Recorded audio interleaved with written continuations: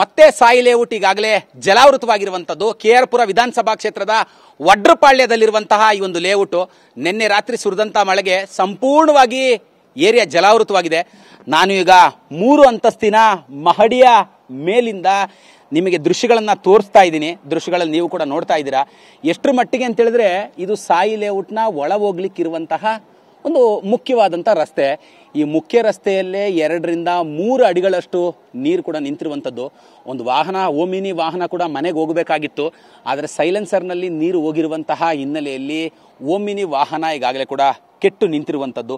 ಸಂಪೂರ್ಣವಾಗಿ ಏರಿಯಾದಲ್ಲಿರುವಂತಹ ಮನೆಗಳೆಲ್ಲವೂ ಕೂಡ ಜಲಾವೃತವಾಗಿರುವಂಥದ್ದು. ಇದೇನೋ ಈ ಬಾರಿ ಮಳೆ ಬಂತ ಸಂದರ್ಭದಲ್ಲಿ ಜಲಾವೃತವಾಗಿದೆ ಅನ್ನುವಂಥದ್ದಲ್ಲ. ಪ್ರತಿ ಬಾರಿ ಮಳೆ ಬಂದಾಗಲೂ ಕೂಡ ಇಂಥದ್ದೇ ಸಮಸ್ಯೆಯನ್ನ ಇಲ್ಲಿರುವಂಥ ನಿವಾಸಿಗಳು ಎದುರಿಸ್ತಿದ್ದಾರೆ. ಇದು ಸಾಯಿ ಲೇಔಟ್ನ ಒಳಕ್ಕೆ ಹೋಗಲಿಕ್ಕೆ ಇದ್ದಂತಹ ಒಂದು ಸಣ್ಣದಾದಂತ ಒಂದು ನನ್ನ ಬಿಸ್ನೆಸ್ಗೆ GST ನೋಟಿಸ್ ಬಂದಿದೆ, ಏನ್ ಮಾಡ್ಬೇಕು ಅಂತ ಗೊತ್ತಾಗ್ತಿಲ್ಲ. ಇಮಿಡಿಯೇಟ್ಲಿ ಒಬ್ಬ GST ಎಕ್ಸ್ಪರ್ಟ್ ಹತ್ರ ಮಾತಾಡು. ಎಲ್ಲಿ ಹುಡುಕೋದು? ಬಾಸ್ ವಾಲಾ ಬಿ ದ ಬಾಸ್. ಮುಖ್ಯ ರಸ್ತೆ ಈ ಭಾಗದಲ್ಲಾದ್ರೆ ಮತ್ತೊಂದು ಭಾಗ ಅಂತ ಹೇಳಿದ್ರೆ ವಡ್ರಪಾಳ್ಯ ಮುಖ್ಯ ರಸ್ತೆ. ಆ ವಡ್ರಪಾಳ್ಯ ಮುಖ್ಯ ರಸ್ತೆಯಲ್ಲಿ ಯಾವ ತರವಾಗಿದೆ ಅನ್ನೋದನ್ನ ನಾನು ತೋರಿಸ್ತಾ ಹೋಗ್ತೀನಿ ನಿಮಗೆ. ಅಂದ್ರೆ ಈ ಗೆದ್ದಲಹಳ್ಳಿ ಮುಖ್ಯ ರಸ್ತೆ ಏನಿದೆ, ಆ ಗೆದ್ದಲಹಳ್ಳಿ ಮುಖ್ಯ ರಸ್ತೆಯಿಂದ ವಡ್ರಪಾಳ್ಯಗೆ ಸಂಪರ್ಕವನ್ನು ಕಲ್ಪಿಸುವಂತಹ ಮುಖ್ಯ ರಸ್ತೆ ಇದೆ ಅಲ್ವಾ, ಆ ಮುಖ್ಯ ರಸ್ತೆಯು ಕೂಡ ಸಂಪೂರ್ಣವಾಗಿ ಜಲಾವೃತವಾಗಿದೆ. ಅಲ್ಲಿ ನೋಡಿ, ಯಾರು ಕೂಡ ಓಡಾಡ್ಲಿಕ್ಕೆ ಆಗ್ತಾ ಇಲ್ಲ, ಜನರು ಯಾರು ಕೂಡ ನಡ್ಕೊಂಡ್ ಬರ್ಲಿಕ್ಕೆ ಆಗ್ತಾ ಇಲ್ಲ. ಯಾಕೆ ಅಂತ ಕೇಳಿದ್ರೆ 2 ರಿಂದ 3 ಅಡಿಗಳಷ್ಟು ನೀರು ನಿಂತಿದೆ.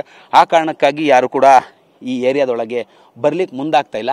ಅಲ್ಲೊಂದಷ್ಟು ಟ್ರ್ಯಾಕ್ಟರ್ನ ವ್ಯವಸ್ಥೆ ಮಾಡಿದ್ದಾರೆ ಆ ಆರಂಭದ ಮುಖ್ಯ ರಸ್ತೆಯಲ್ಲಿ. ಅಲ್ಲಿಂದ ಸಾಯಿ ಲೇಔಟ್ನ ಒಳಭಾಗದಲ್ಲಿ ಯಾರು ಬರ್ತಾರೋ ಅವರಿಗೆ ಒಂದು ಟ್ರ್ಯಾಕ್ಟರ್ನ ಒಂದು ವ್ಯವಸ್ಥೆಯನ್ನು ಕೂಡ ಮಾಡಿದ್ದಾರೆ. ಆದರೂ ಸಾಕಷ್ಟು ಜನರನ್ನ ಕರೆದುಕೊಂಡು ಹೋಗ್ಲಿಕ್ಕೆ ಆಗೋದಿಲ್ಲ. ಒಂದು 5-10 ಜನನ ಮಾತ್ರ ಕರ್ಕೊಂಡು ಹೋಗೋದು. ಇದು ಒಂದು ಕಡೆ. ಆದರೆ ಮತ್ತೊಂದು ಭಾಗದಲ್ಲಿ ಏರಿಯಾದಲ್ಲಿ ಯಾವ ಥರವಾಗಿ ನೀರು ತುಂಬಿಕೊಂಡಿದೆ ಅನ್ನೋದನ್ನು ಕೂಡ ನಾನು ತೋರಿಸ್ತೀನಿ. ಈ ಕಡೆ ಭಾಗನ ನಾನು ದೃಶ್ಯಗಳಲ್ಲಿ ನಿಮಗೆ ತೋರಿಸ್ತಾ ಇರುವಂತೆ ಸಖತ್ತು ದೊಡ್ಡ ಮಟ್ಟದಲ್ಲಿ ಈಗಾಗಲೇ ಜಲಾವೃತವಾಗಿರುವಂಥದ್ದು. ಮನೆಗಳಲ್ಲೆಲ್ಲವೂ ಕೂಡ ನೀರು ತುಂಬಿದೆ. ನೋಡಿ, ಕಾಂಪೌಂಡ್ನ ಒಳಭಾಗದಲ್ಲಿ ಅವರು ಓಡಾಡಲಿಕ್ಕೂ ಕೂಡ ಆಗಿಲ್ಲ, ಗೇಟ್ ಕೂಡ ತೆಗೆಯೋಕ್ಕಾಗ್ತಾ ಇಲ್ಲ. ಅಷ್ಟರ ಮಟ್ಟಿಗೆ ನೀರು ಜಲಾವೃತವಾಗಿದೆ. ಇಲ್ಲಿ ನೋಡಿ, ನಾನು ತೋರಿಸ್ತಾ ಇದ್ದೀನಲ್ವಾ, ಇದು ರಾಜಕಾಲುವೆ. ಈ ರಾಜಕಾಲುವೆ ನೀರೇನಿದೆ, ಬೇರೆ ಬೇರೆ ವಿಧಾನಸಭಾ ಕ್ಷೇತ್ರಗಳಿಂದ ಅಕ್ಕಪಕ್ಕದ ಏರಿಯಾಗಳಿಂದ ನೀರು ಬಂದಂಥ ಸಂದರ್ಭದಲ್ಲಿ, ಮಳೆ ನೀರು ಬಂದಂಥ ಸಂದರ್ಭದಲ್ಲಿ ರಾಜಕಾಲುವೆ ಸಂಪೂರ್ಣವಾಗಿ ನೀರು ತುಂಬಿಕೊಳ್ಳುತ್ತೆ. ಆದರೆ ಇಲ್ಲಿಂದ ಮುಂದಕ್ಕೆ ಹೋಗ್ಲಿಕ್ಕೆ ವ್ಯವಸ್ಥೆ ಇಲ್ಲ. ಆ ನೀರು ಓವರ್ಫ್ಲೋ ಆಗಿ ಏರಿಯಾದೊಳಗೆ ತುಂಬಿಕೊಳ್ಳುತ್ತೆ. ನೋಡಿ, ಇದು ಮುಖ್ಯ ರಸ್ತೆ. ಮತ್ತೊಂದು ಈ ಭಾಗದಲ್ಲಿರುವಂತಹ ರಸ್ತೆಯನ್ನು ಕೂಡ ನಾನು ತೋರಿಸ್ತಾ ಇದ್ದೀನಿ. ಈ ರಸ್ತೆಯು ಕೂಡ ಸಂಪೂರ್ಣವಾಗಿ ಜಲಾವೃತವಾಗಿದೆ. ಇಲ್ಲಿಂದ ಯಾರೂ ಕೂಡ ಹೊರಗೆ ಹೋಗ್ಲಿಕ್ಕೆ ಆಗದಂತಹ ಒಂದು ದುಸ್ಥಿತಿ ಕೂಡ ನಿರ್ಮಾಣವಾಗಿದೆ. ಇಲ್ಲಿ ಸ್ಥಳೀಯ ನಿವಾಸಿಯನ್ನು ಕೂಡ ಮಾತಾಡಿಸಿದಂಥ ಸಂದರ್ಭದಲ್ಲಿ ಹೇಳ್ತಾ ಇದ್ರು, ನಾವು ಯಾರೂ ಇವತ್ತು ಬೆಳಗ್ಗಿನಿಂದ ಕೆಲಸಕ್ಕೆ ಹೋಗೋಕ್ಕಾಗಿಲ್ಲ, ತಿಂಡಿ ಊಟ ಈ ಥರದ್ದು ಯಾವುದೂ ವ್ಯವಸ್ಥೆ ಆಗ್ತಾ ಇಲ್ಲ. ಹಾಲು ನೀರಿಗೂ ಕೂಡ ಸಂಕಷ್ಟವನ್ನು ಎದುರಿಸ್ತಾ ಇದ್ದೀವಿ. ಈ ಏರಿಯಾದಲ್ಲಿರುವಂತಹ ಎಲ್ಲ ಅಂಗಡಿಗಳು ಕೂಡ ಬಾಕ್ಲಾಕಿದೆ.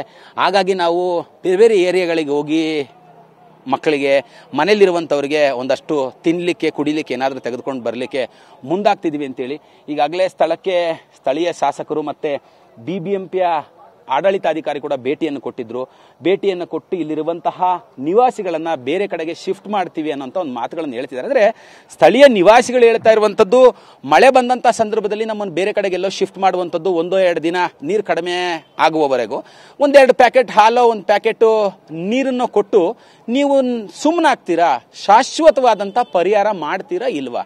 ಆಗತ್ತೆ ಅಂದರೆ ನಾವು ಈ ಏರಿಯಾದಲ್ಲಿರ್ತೀವಿ, ಪರಿಹಾರ ಆಗೋದಿಲ್ಲ ಈ ಸಮಸ್ಯೆಗೆ ಅನ್ನುವಂತಾದ್ರೆ ನಾವು ಮನೆನಾರು ಖಾಲಿ ಮಾಡ್ತೀವಿ ಅನ್ನುವಂಥ ಒಂದು ಆಕ್ರೋಶವನ್ನು ಕೂಡ ಈಗಾಗಲೇ ವ್ಯಕ್ತಪಡಿಸ್ತಾ ಇರುವಂಥದ್ದು.